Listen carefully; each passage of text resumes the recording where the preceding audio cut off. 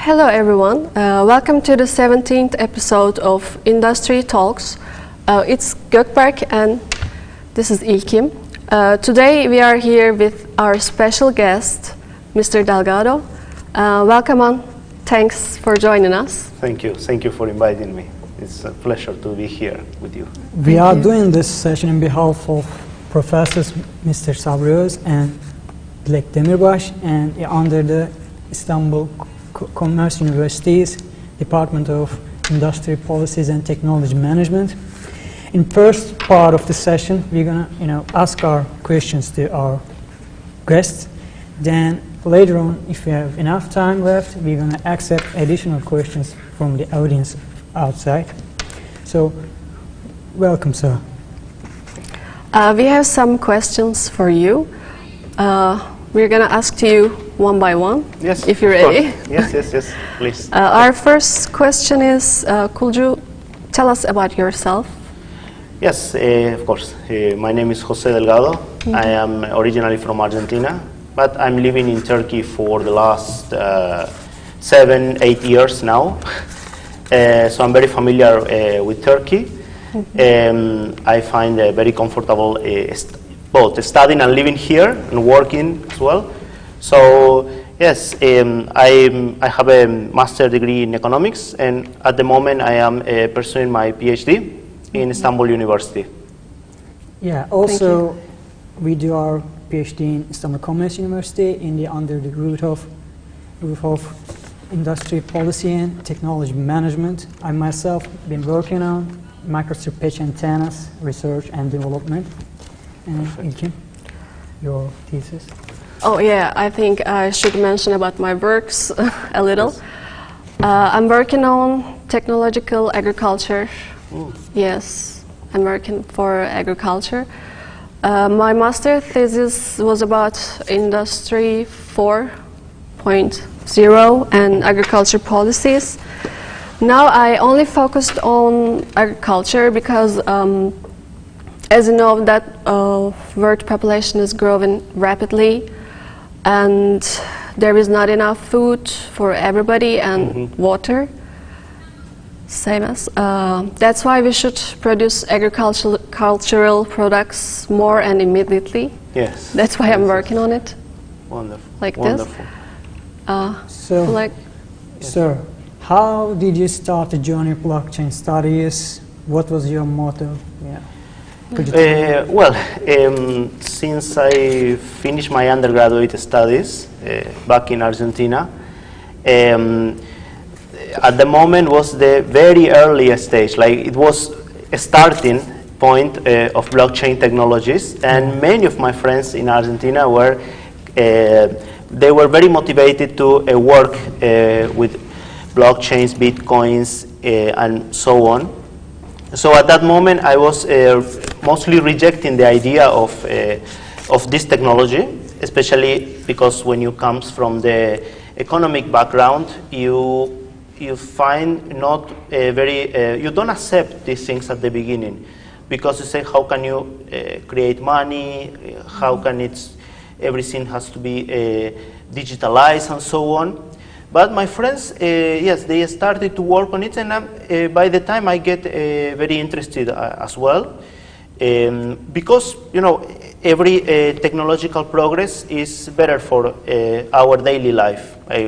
If you are young, but 30 years ago, 20 years ago, we were not using phones or computers, and today is something totally normal. And I remember in the 90s, for example, there were the first mobile phones, very big mobile phones, and many people were saying at that time, nobody will use this goes nowhere. And of course there were others that were really, they trust on these technologies, and as of today, we don't even have phones, we have small computers with us. Absolutely. So I believe that blockchains, crypto assets and so on will have the same pattern. We are in early stage still, but it will grow, and it will become, in some point it will become very massive. So I think there are a lot of potentials applications for blockchain in agricultural, in economics in general, in international trade, where I'm more interested to research in international trade and economic development. So I think there is a big potential, especially for small and medium enterprises. So yes, basically So after some time it will become new normal, so many people in countries are going to use the blockchain and it will dissipate the entire world. So I think so. I want to ask you, what is blockchain? Could you tell us what is it? Yes. Blockchain, yeah. Yes, Technology. blockchain in a simple way is a digitalized and decentralized ledger. What is this? Like every transaction is registered in a digital ledger and is distributed among all the participants. So these participants are, they call nodes. It can be anyone. It can be you, me, with a computer, anywhere in the world. So anywhere is a node.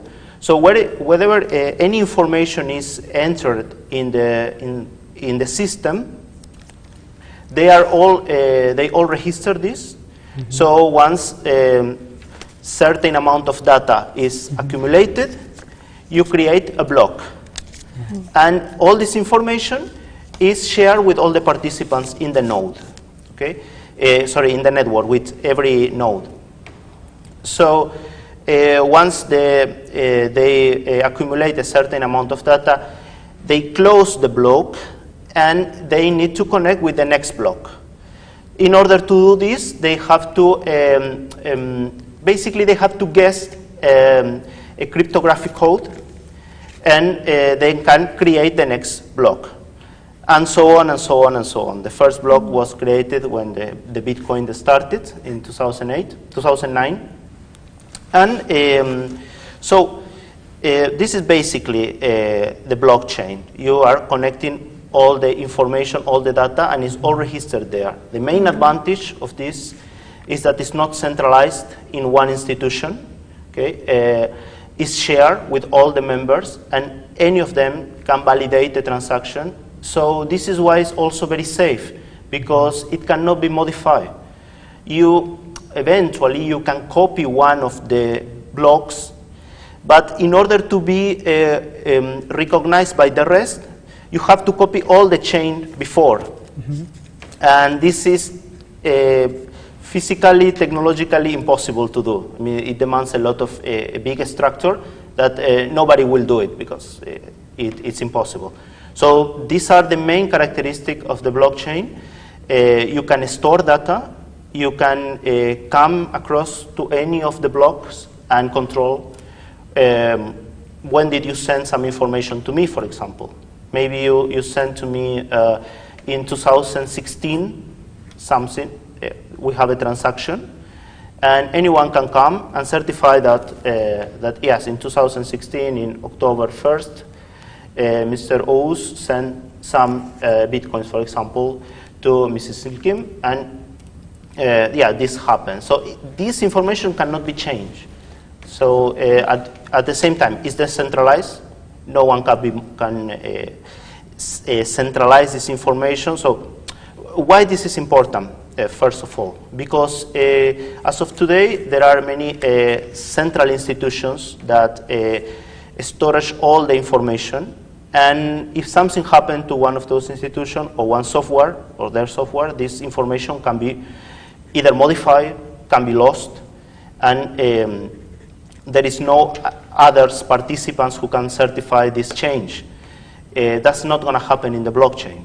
So this is one of the main important characteristics in the blockchain. So is that means like abolishing the middlemen like banks, stuff like that, financial, Not only banks. I mean, many other institutions that are, but okay, you mentioned banks, for example. If I want to send you money right now, I can use my credit card, or I can send you to your bank account, okay? So what I do actually is I take 100 euros and I said to the bank, send to Mr. Oğuz on behalf of me. So there's where the bank appear and make the transaction. The bank is the one who's making the transaction. Like. Exactly. In the case of digital cryptocurrencies, for example, we're talking about money. In the case of digital cryptocurrencies, I decide to you, I scan your QR code of your wallet, and I send to you. And yes, the blockchain, what they do is, in one part, they certify that I have these funds, and one is validated, the transaction is done. So you receive immediately this money. You can be in Australia, in South America, in Turkey, in Russia, anywhere you can be, and you don't need this bank to confirm this part. And most of people today, as of today, of course, because we are still in early stage, yeah, they speak about Bitcoins and Ethereum or other crypto assets. And the point in here, or what I want to say, is that you can apply to others, other situations as well. For example, in the case of money, there is a bank that has to work, and if you want to send payments abroad, you need the bank to make this job. So there is time spending, there is a cost involved on this. So with the blockchain, you actually pass through this intermediate person, this middleman person, and you basically you send it directly. Of course, the network validate this transaction, but they don't take part on behalf of you. So this you can apply to supply chains and other business as well. We can call as trust protocol or something like that. Is it fits?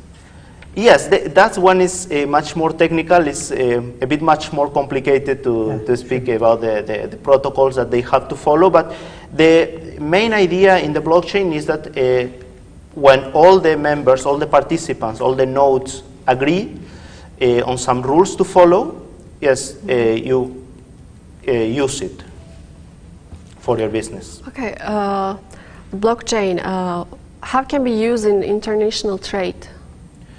Well, that's a very important question as of today. We are, as I mentioned, we are in very early stage, but today you know, in international trade, in order to, there are many things that we have to pay attention. One is the trade finance. The trade finance is called, basically related with payments. When someone wants to buy from abroad or to send some products abroad, you need a promise of payments. You need something that is certified by the, yes, it can be a bank or other institution, that you have this amount and the supplier will receive their payments on time after this happens. So you need, we know this instrument called letter of credit. And that is only one part. It can be solved with blockchain. But also there are the customs procedures. The customs procedures, you know, in international trade, it can be solved in some regions in the world, for example, between Canada, US, and Mexico, inside the European Union. But in interconnected, they are connected. They have agreements that they will not put some restrictions to move their products, their goods, or people. Easy to flow. Exactly. But in other countries, we need to certify products that we are sending. We need to certify food that we are sending. We need to certify medicines, for example. And these procedures involve several civil servants. In some cases, maybe 20 persons. They need to sign papers. You need this paper. They need to stamp it. And bureaucracy in the nature. A big bureaucracy, and especially where I come from, in South America, is, well, and this has very negative consequences, actually. It can generate economic loss, because when you want to send, I give you a small example, when you want to send some products to another country, and you need in a certain amount of time, and physically it's not possible because of the bureaucracy, because there is too much work accumulated, so there is a possibility of corruption in this case. So in order you to move your products faster than others, so this generate to the international trade to not move on the rules that it has to follow, and it generates cost to other parts. And given the fact that you need a certain structure to move your products, this affects especially the small and medium entrepreneurs in Latin America. In Africa, same problem. So many small companies cannot participate of the benefit of the international trade. We all know we are in Turkey. In Turkey, the international trade is very important, not because of the region only, but also because of all the benefits that you can have by selling abroad. You know, Turkey is a very open country, sending products abroad all the time, selling other kind of services. And the location, geographical location. In the location, all the countries that are related with Turkey. So in order to participate on all the benefits that international trade provides you, this technology can make the supply chain much more efficient. As I mentioned, especially in Africa, especially in Latin America, in Brazil, in Argentina. And well, they start to use also in China, because China has a huge volume of export products every year, and they need to make these procedures faster. Can we say the blockchain is the 5th generation of the industrial development? So, because it saves time, you know, it abolishes, you know, bureaucracy. You know, and yes, we are not at this point. We are not able to evaluate, to measure exactly the benefits that it will come. We will need some time still to be massive, to be applied in different fields. In finance, started already, but still in very early development, in very early stage. But yes, once it will be applied, it will be definitely a new stage in the world economics and world trade. Sure.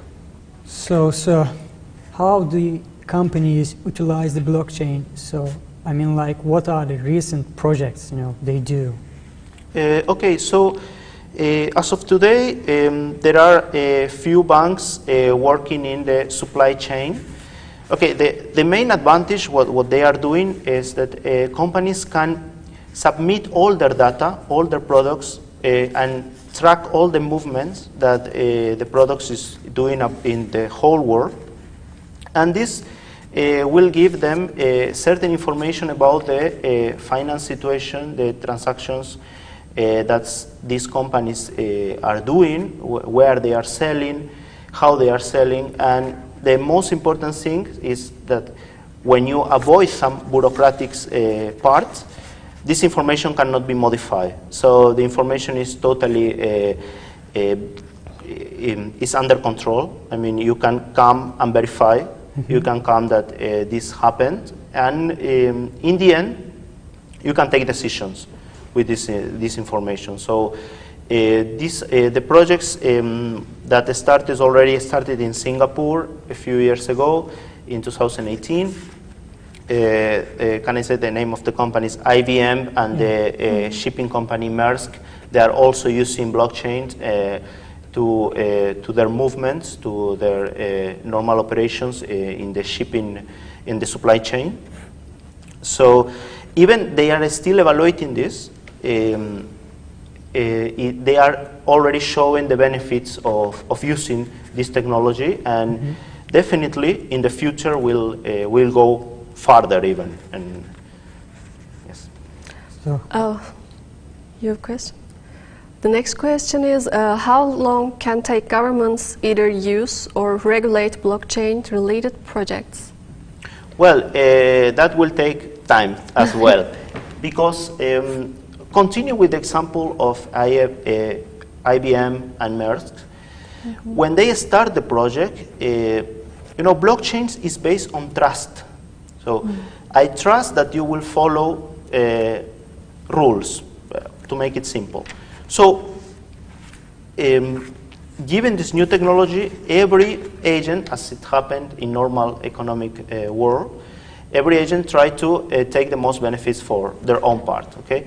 So we still don't know how the interaction between companies, between agents, will be totally. This is one thing. And the other thing is when it will become massive, when everyone will use a blockchain in some point, either for sending money, either for using contracts, for anything. So once the governments understand these interactions, once they understand the advantage and disadvantage, they can go on in some regulation, some kind of. They are still studying, you know, even in Turkey they are studying how they're going to regulate this, and but we all need to understand how the interactions going to happen. This is something that is not totally defined yet, because for us it's very easy. As going back to the example I tell you before, I can send you money, I can send you some crypto assets, for example. And you will accept, there is no problem between us, and that's it. But when you apply to the whole world, to all the agents, this is not going to work exactly the same. So we still believe that maybe in the next 10 years it will start to be massive.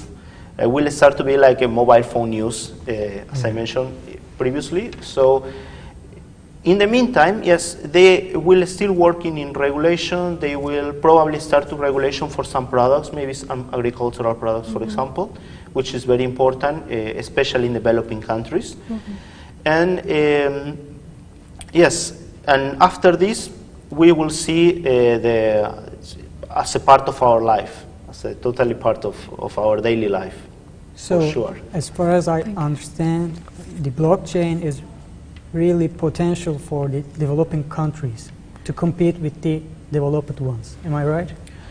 Yeah, exactly. The most important thing is that more players will come to the system, to the trade, to the international trade. Today, especially, okay, we can take Turkey for example. Eastern Turkey has a huge cost, logistic cost, for example, to participate in the international trade. This problem is even worse in South America, and so if we are talking about to make the supply chain much more efficient, many small business that today cannot deal with the costs related of their activities, they will be able to participate. They will be able to receive credits. They will be able to manage better their cost and make a better followings of their products they are selling. So yes, in the future, the chain will be much more efficient. There will be much more participants, and the benefits will be for everyone. I mean, not only for the new players, I can say. Okay. So, is there anything, special matters left for blockchain technology? Do you want to, convey? Well, I can share with you where are we standing. I mean, personally, what am I doing? We are researching in Istanbul University about how we can use blockchain in general, but also in the international trade. Because as of today, the research are focusing on the potential of this technology. We are not in the stage of measuring what will be the real impact yet. So this will take time to understand, of course, but we are trying to research the potential, the impacts, and how to measure these impacts in the daily life, and especially for a small business. How it become new normal. Exactly, yes, it's how it will be in the daily life. In July, there will start a blockchain lab in Istanbul University. So this will be very, very important for Istanbul, for Turkey as well. Once we start to understand how can we use and how can be beneficial of this technology, we will be able to use it in a much more efficient way. And yes, and then teach this, because today you can see in the media, you can see, I don't know if you open now Bloomberg, for example, you already see the prices of the crypto assets. However, people is not familiar with this technology. Not yet. So there is an important job to do regarding how to use this, what are the benefits of this, and to people also not to take unnecessary risk when they use when they manage their finances. So especially in recent incident, happened in Luna. Yes, so exactly. That's important. Yes, the stable coins are, well, this is very technical too, but the stable coins are important if we start to use it because, for example, the stable coin called Tether is one-on-one with dollar, so it doesn't change the value, and it's expected to solve a problem that other crypto assets has. Like we can see Bitcoin is very expensive, it's very volatile in the prices, and also other cryptocurrencies as well. The problem with Luna, yes, it's supposed to be stable until it wasn't, and these incidents will happen with many cryptocurrencies, with many projects related with cryptocurrencies and crypto assets.